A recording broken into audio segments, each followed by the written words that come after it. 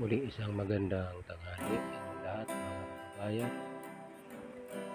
Narito po muli ako upang patuloy na ibahagi sa inyo ang salita ng Diyos. Po. Sa ngayon po mga kababayan, mga minamahal, ah, ito po yung mahalaga sa atin. Tayo po ay patuloy na magsiyasat. Maaring sabihin natin o sabihin ng marami na bakit kailangan ko pang magsiyasat. Alam ko na yung John 3:16. Alam ko na rin naman yung Jesus Christ is the way, the truth, and the life. So, hindi ko na kailangan magsiyasat, Brad.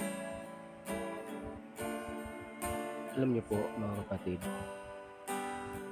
tayo po talaga ay kinakailangan matuto o maalaman natin ang tunay na aral, katotohanan. Kahit yung mga dumaan sa uli nyo, tila baga pag tinignan ninyo, wala kayong mapakinabangan, walang kabuluhan, subukan nyo pong pakinggan.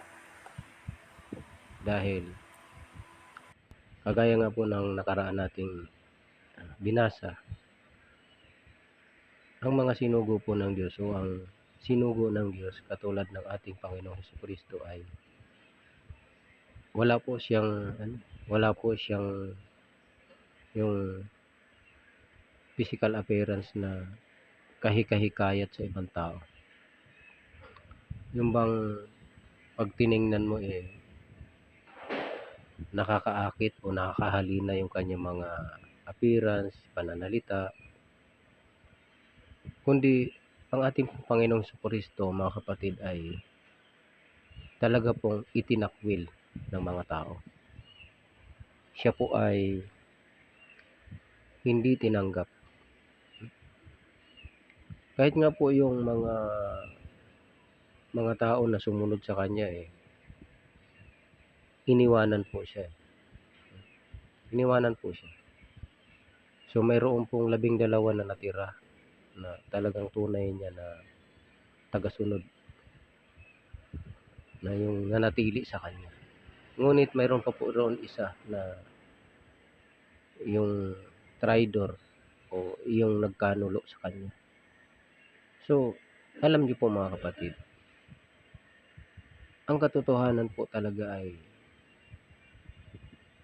kukunti lang po talaga ang makakasumpong nun. Sabi nga po ng Panginoong Hesukristo sa Mateo 7, basahin po natin mga kapatid. Ito pong Mateo 7, ang pahayag po ng ating Panginoong Hesukristo ay kanya pong pinatutuhanan. Paano ba tayo magtatamo ng kaligtasan? Paano po ba tayo magtatamo ng buhay na walang hanggan? Kagaya nga po ng madalas nating naririnig, iba-ibang aral po ang ating mapapakinggan. Kanya-kanyang diskarte, kanya-kanyang mga salita, na kung ano lang ang gusto nilang talata, yun lang ang kanilang binabasa para sa kanilang sariling aral. Katulad nga po ng aral na sumampalataya ka lang daw kay Kristo, hindi mo na raw kailangan gumawa ng mabuti. So, kaya dito, makikita natin na talaga pong iba-ibang aral ang ating mapapakinggan sa panahong ito. Kasi ito nga po talaga ay ipinapaalala ng ating Panginoong Hesukristo na darating po ang mga panahong ito na marami pong magsisilitaw talaga na mga bulaang mga ngaral. Maring sasabihin po ninyo sa akin na ang aral ko ay, ang aking mga sinasabi ay puro paninira, kagaya nga ng madalas nilang sinasabi pag narinig nila yung mga sinasabi ko o narinig nila yung mga sinasabi namin na mga nananahan sa salita ni Kristo. Ang sabi nila wala na raw kaming ginawa kundi manira. Hindi po totoo yun Kasi nga po mga kapatid, ang salita po ni Kristo, ang salita po ng Diyos ay hindi po para sa yung para lang manghikayat na sobrang lambing mong magsalita, ah, hihikayatin mo lang sila para maging miyembro, hindi po, eh. Sa amin po kasi hindi po kami naghihikayat para maging miyembro namin kayo. Kagaya ko po, ako po ay naghihikayat sa inyo na malaman po ninyo ang katotohanan. Kasi ang nais ko po, yung magiging makakasama ko, maging sa aming pang-araw-araw na gawain para sa Panginoon ay sa katotohanan. Kasi ano naman po ang kabuluhan kung manghihikayat lamang po ako sa inyo para maging marami lang po yung aking mga tagasunod. Hindi po yung aking panghihikayat. Kundi ang ipinanghihikayat ko po sa lahat na tayo po ay kay Kristo po manahan sa kanyang aral.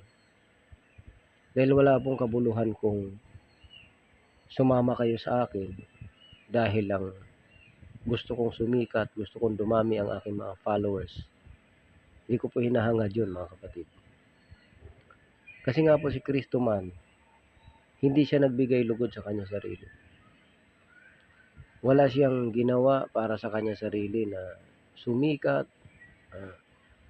lumago ang kanyang pamumuhay dito sa mundo.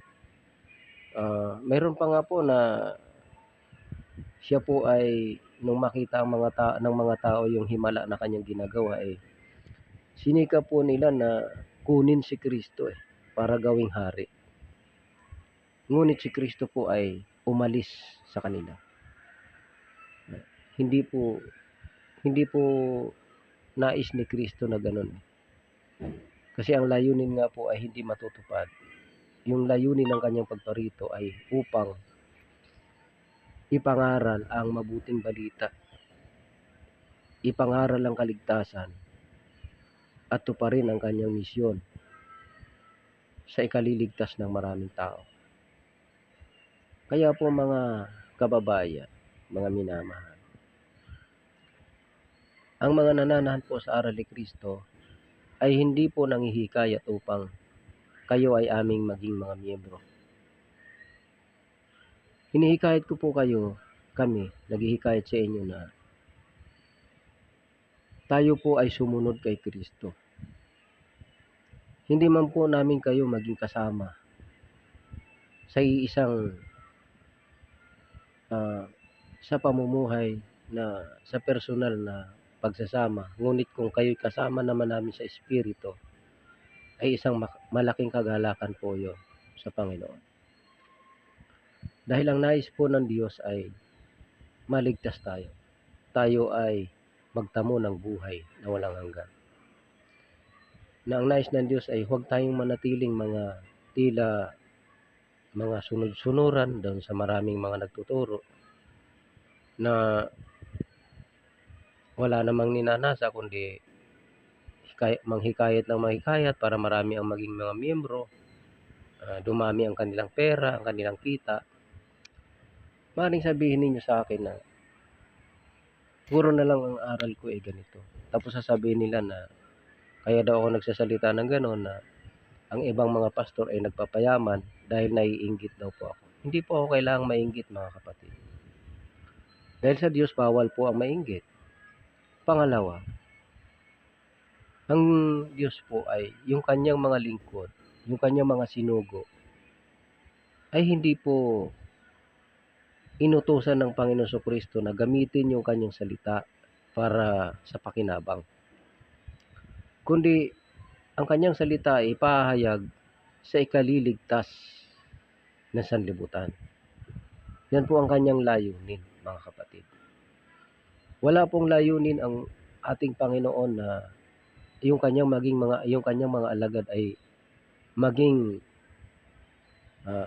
mayaman sa pamamagitan ng pangangaral ng ebanghelyo.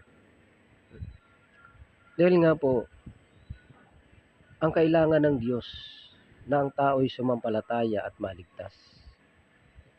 Hindi po nais ng Diyos na ang tao ay mananatili sa maling pamumuhay, sa maling aral, sa kasinungalingan. Alam niyo po kung bakit ang Diyos ay mahigpit pagdating sa aral? Dahil na nagtuturo ng kasinungalingan. Sabi nga po ng Panginoon Jesucristo sa 8:44 ng Juan na kayo'y sa inyong amang dyablo at ang mga nais ng inyong ama ang ibig ninyong gawin. Siya'y isang mamamatay tao buhat pa ng una at hindi nananatili sa katotohanan. Sapagkat siya'y sinungaling at ama ng kasinungalingan. Pagka nagsasalita siya ng kasinungalingan, ay nagsasalita siya ng saganang kanya. Sapagkat siya'y isang sinungaling at ama nito. So, bakit ang Diyos ay mahigpit na ipinagbibili na ang kanyang salita ay huwag mong dadagdagan, huwag mong babawasan? Ganon din po ang aral ni Kristo. Ang sabi ng Panginoong Jesucristo sa 8:31 ng Juan 32, kung kayo'y magsisipanatili sa aking salita, kung magkagayoy, tunay nga kayong mga alagad ko. Ito po kasi ang talagang pamantayan, mga kapatid. Paano mo mapapatunayan na ligtas ka? Paano mo mapapatunayan kay Kristo ka? Dapat ikaw ay nananatili sa salita ni Kristo. Dapat nananatili ka kay Kristo. Dahil pag ang aral mo hindi ayon kay Kristo, hindi ka nananatili kay Kristo. Bakit? Sapagkat ang mayroong ibang aral at hindi ayon kay Kristo, yun ay hindi tinatahanan ng Diyos. So, sino ang tumatahan doon? Sabi ng Panginoon Jesucristo, kayo'y sa inyong amang dyablo. At ang mga nais ng inyong ama ang ibig ninyong gawin. Siya'y mamamatay tao buhat pa ng una. Bakit mamamatay tao ang demonyo o ang dyablo? Sapagkat po, siya po ang dumaya kay Eva. At doon po nagsimula na ang tao ay nagkaroon na ng kamatayan. Kaya ang tawag kay dyablo ay mamamatay tao.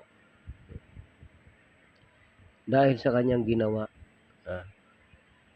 ito ang naging dahilan kung bakit ang tao ay mapupunta sa kamatayan. Lalo na po sa mga lumilihis ng aral. Hindi po buhay ang tinatahak niyo po, kundi kamatayan. Kaya kung tayo po ay sumusunod sa aral ni Kristo, ang tungo po nun ay buhay. Huwag po nating isipin na tayo ay uunawain ng Diyos. Dahil ang ating uunawain o ang uunawa talaga tayo, uunawain natin ang kalooban ng Diyos. Hindi tayo ang uunawain ng Diyos. Dahil tayo ang dapat sumunod at hindi ang Diyos ang dapat sumunod sa atin. Kaya yan pong pangangaral na salita ng Diyos ay dapat manatili ka sa katotohanan. Hindi doon sa aral na kasinungalingan. Yung mga aral na sumasalungat sa aral ni Kristo. Kaya dito po sa Mateo 7, ganito po ang sabi ang paalala ni Kristo ng ating Panginoon. Tayo ang wika ay kayo'y magsipasok sa makipot na pintuan, sapagkat maluwang ang pintuan at malapad ang daang patungo sa pagkapahamak, at marami ang dooy nagsisipasok. Sapagkat makipot ang pintuan at makitid ang daang patungo sa buhay, at kakaunti ang nangakakasumpong noon. Yan. Kaya dito po, ipinakikilala ng ating Panginoong Jesucristo na ang daan na patungo sa buhay, ang pintuan na patungo sa buhay ay makipot. Makitid ang pintuan na patungo sa buhay. Maluwang ang daan patungo sa kapahamakan. At malapad ang daang patungo sa pagkapahamak. At marami ang dooy nagsisipasok. Sapagkat makipot ang pintuan at makitid ang daang patungo sa buhay, at kakaunti ang nangakakasumpong noon. Ngayon mga minamahal, mga kababayan, mga kapatid, sa inyong lahat na mga maaring sa akin minsan iniisip ko na parang tila baga walang maniniwala. Ngunit mayroong maniniwala o wala, ay karapatan ko o katungkulan ko po na ipahayag ang katotohanan. Dahil marami po akong pinakikinggan na mga nagtuturo na mga samahan, mga sekta, mga relihiyon. Hindi ko po nakikita ang katotohanan sa kanilang pangangaral. Dahil maraming pastor nangangaral dahil lamang sa pakinabang, dahil sa salapi, dahil sa pera. Maraming pastor nangangaral sa pamamagitan ng mga maling aral, mga napulot nila sa Bible School. Yun ang kanilang hinahawakan na mga aral. Sa dati naman nating pinanggalingan na relihiyon, na kung mga landakan sila bakit ka pa raw umalis doon sa tunay daw na kay Kristo? Dahil sila daw ay from 33 AD. So ibig sabihin, hindi sila nagsimula, talagang simula kay Kristo, kundi nagtatag sila ng sarili nilang relihiyon 33 AD. Sila naman mismo sa bibig nila nanggaling yan 33 AD. Yung Church ng Roma. Kayo ba maniniwala na tunay na kay Kristo yan? Ang linaw ng sinasabi nila saan ba galing yan? Roma. Roman ka. Diba? Roman Catholics. Galing ng Roma yan. Kaya kayo, kahit ano pang sabihin ninyo, galing talaga ng Roma yan. Ang nagtatag niyan, mga Romano, mga pagano. Tapos, kapag namatay na yung inyong mga most holy, karumal-dumal na father, saan ba kayo nag-oordina? Diba sa Roma din? Diba? Doon kayo, kaya yung mga reporter na naghihintay ng inyong panibagong papapapapa, pupunta doon, sasaksihan yung pag-oordina ng panibagong papapapapa. Tapos nagiging santo papa. Grabe. Sino ba ang nagtatalaga o ang nagpapahayag upang ikaw ay tawaging santo? Ikaw ba? Sa sarili mo? Ikaw ba ang magpapahayag sa sarili mo na ikaw ay kabanal-banalan, santo? Wala pong tao na makapagpapatunay na yung isang tao na kanyang sinasabi na santo ay santo nga. Kasi yung mga santo na kanilang sinasabi, pati mga kahoy, ribulto, mga larawan, mga imahin, santo. Santo. Pero ang tunay na mga santo, yung mga buhay na pinangaralan ng mga apostol, na tinatawag nilang mga banal na kapatid. Yun ang santo. Pero yung mga ribulto na tinatawag ninyong mga santo, hindi santo yan. Nakalagay nga yan kasangkapan ng demonyo yan. Na ang sino mang gumagawa niyan ay sa demonyo sumasamba. Sa demonyo sumasamba. Kaya talaga pong kailangan nating magsuri. Magsiyasat. Hindi tayo dapat maging tamad para sa ating kaligtasan. Huwag tayong maging mga uto-uto. Ha? Kagaya nitong isang relihiyon na ito na talagang ano na sila, makapangyarihan na eh. Bakit? Oh, eh, siyempre, ikaw ba naman, lapitan lagi ng isang politiko kada eleksyon, ano? Hindi ka ba yayaman? Kasi nga, alangan naman yung politiko lalapit sa pinuno ninyo na wala lang. Libre. Maniniwala ka na libre lang yan. Yung paglapit ng politiko. Libre. Ibubuto mo sila ng walang bayad. Mga kababayan. Hindi po talaga dyan ang tunay na kaligtasan. Kasi, pinaalalahanan tayo ni Kristo. Mag-ingat na huwag tayong mailigaw. Kaya nga sinabihan tayo na mag-ingat. Bakit? Kasi nga po, talagang napakasarap manghikayat nitong mga bulaan. Siyempre, si Satanas, ano ba ang ginawa niya kay Eva? Oh, diba? Si Eva ay nadaya sa mga pananalita ni Satanas na napakagaling. Sipin mo, nung sabihin ni Eva na sinabi ng Diyos, huwag kaming kakain niyang bunga na nasa gitna ng halamanan. Sapagkat mamamatay kami pagka kinain namin. Sabi ng demonyo. Ay, hindi totoo yun. Alam kasi ng Diyos na pag kumain ka niyan, magiging matalino ka. Magiging katulad ka ng Diyos. Di ba? Eh, siyempre, itong tao nagnanasa. Oo nga na, no?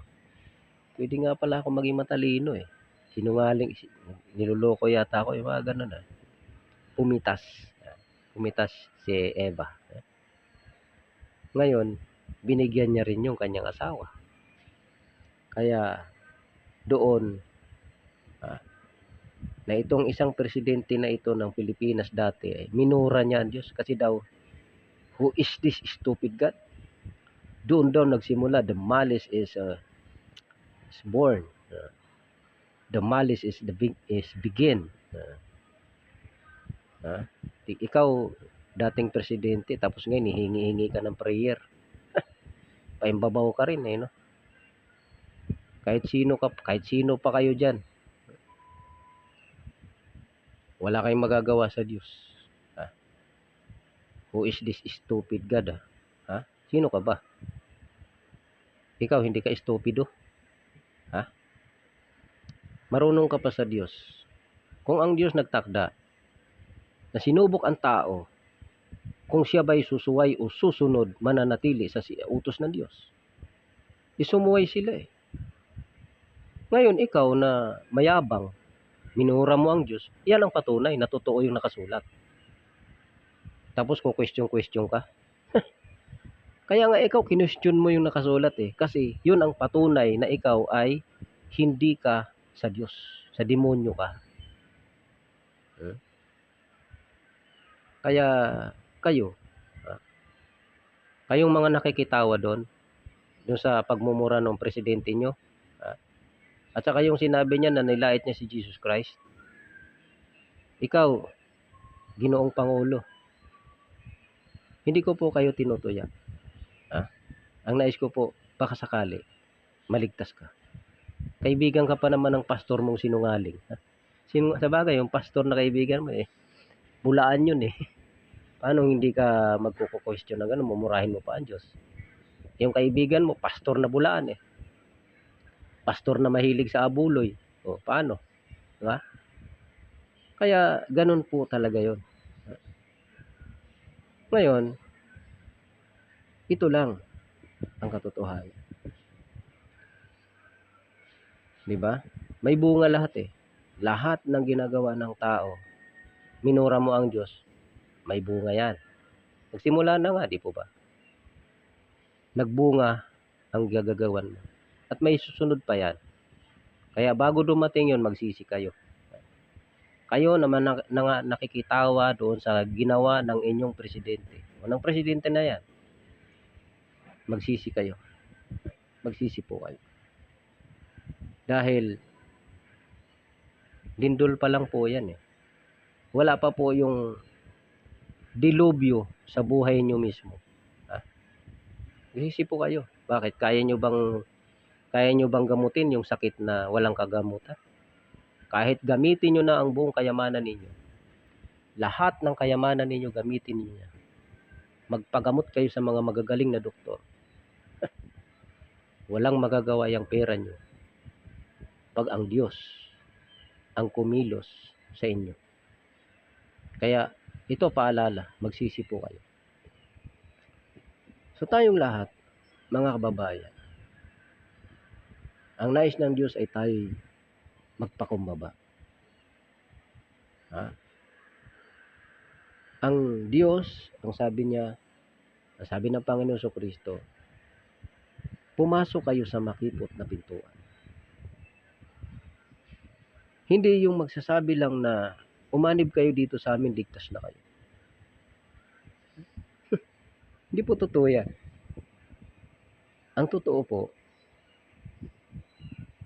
doon po tayo pumasok sa makipot na pintuan. So, ibig sabihin po nun, hindi masarap. Hindi masarap pumasok. Yung papasok ka pa lang sa pintuan ng langit, hindi masarap. Dahil marami kang dadaanan na hirap. Kasi makitid nga eh. Makitid. Hindi ka pwedeng maglasing doon sa daan papunta sa langit. Hindi ka pwedeng maglasing kasi pag susuray-suray ka, susuray-suray kang gano'n sa daan. Sa daan kasi na patungo sa kapahamakan, patungo sa impyerno, ay maluwag. Kaya kahit maglakla ka ba, maglasing ka na maglasing doon, suray-suray ka doon, manigarilyo ka hanggang gusto mo. Magsyabo ka hanggat gusto mo kasi maluwag yung daan na yun. Talaga masarap doon. Kahit sumuray-suray ka pa, malawak eh. Pero sa daan, patungo sa langit, makitid. Hindi ka po pwede maglasing doon. Hindi ka pwede maglasing. Habang paparoon ka sa langit, hindi ka pwede maglasing. Hindi ka pwede gumawa ng masama. Kasi wala kang matatakbuhan. Makitid eh. Opo, makitid po talaga yung daan papunta sa langit. Hindi ka makaliko. Walang U-turn. Pero may pag-atras. Pag umatras ka, pag umurong ka, sabi sa Hebreo, hindi ka kalulugdan ng kaluluwa ng Panginoon. Diba? Kaya, ang daan na patungo sa langit, makitid. Makitid po. Kaya yung mga nagsasabi dyan na pag doon ka sa kanila, ligtas ka na forever. Once saved, always saved. Hindi mo na kailangan gumawa ng mabuti. Kalokohan po yun. Kasinungalingan po yun. Bakit? Makitid ka ang daan papunta sa langit eh. Tapos sasabihin mo, hindi ka na kailangan gumawa ng mabuti. Subukan mo nga. Ikaw, pastor kang sinungaling ka. Sasabihin mo, i-receive Jesus Christ pagkatapos gumawa ka ng katarantaduhan, mang-hold up ka. Hindi naman pala kailangan gumawa ng mabuti. Napakasinungaling ninyo no? Kaya maraming pastor sa inyo, yung mga relihiyon na yan, yung hindi na kailangan gumawa ng mabuti. Marami silang pastor na sangkot sa pagbebenta ng droga. Di ba? Grabe itong mga tao. Kasi nga, walang bawal eh. Hindi kailangan gumawa ng mabuti. Kaya, sige. Gumawa na lang kayo ng masama. Kasi hindi naman pala kailangan gumawa ng mabuti. Diba? Kaya, ito pong aming pangangaral, mga kapatid. Isa talaga po, ang nais namin ay ipangaral ang buong katotohanan. Walang bawas, walang dagdag, walang pagkapilipit, at walang sariling pagpapaliwanag. Yan po kasi ang kailangan ng ating Panginoon. Hindi niya kailangan yung marami, tapos masuwain naman. Kaya nga ang daan patungo sa langit makikita. Kasi ayaw niya yung pasuray-suray habang papasok sa langit. Kaya sabi nung ibang yung relihiyon na umanib kayo. Pag umanib kayo, ligtas kayo. Dito kayo sa iglesia ni ano, sa iglesia ni ano. Ganon sila manghikayat. Babasahin ang Roman 16:16. Mangagbatian kayo ng banal na halik. Binabati kayo ng lahat ng mga iglesia ni Kristo. Kaya po mga kapatid, ayon po sa ating binasa, umanib kayo sa iglesia ni ano. Kanya, di ba? Binasa lang yung Roma 16:16 eh. Magbatian ng banal na halik eh naging pag-anib na ang kinahihinat na nung paliwanag. Pero ang dali nyo makaloko. Kasi marami naman kasing uto-uto talaga. Maraming mga tao na ayaw magsiyasat. Tamad. Tamad. Sa madaling salita, tamad. Gusto lang yung very easy. Easy. Yung walang hirap. Walang kahirap-hirap. Wala ka nang kailangan paghirapan pa kundi easy. Easy to get. Sabi nila, easy to get. Diba? Ganun. Yun ang gusto nila eh. Kailangan eh hindi na mahirapan. Yun ang sinasabi ng Panginoon Jesucristo na makipot ang daan tungo sa buhay. Kaya po mga kababayan, ang hikayat ko po sa inyo, magsuri po tayong lahat. God bless po sa inyo lahat.